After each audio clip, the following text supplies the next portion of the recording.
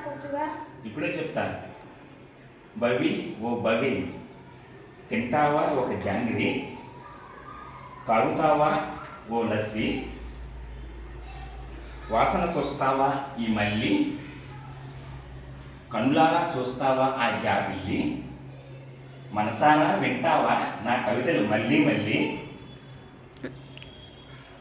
కోస్తావా కొన్ని పచ్చిమిర్చి, తురుముతావా మరికొన్ని ఉల్లి, చేస్తావా చక్కగా పానీపూరి,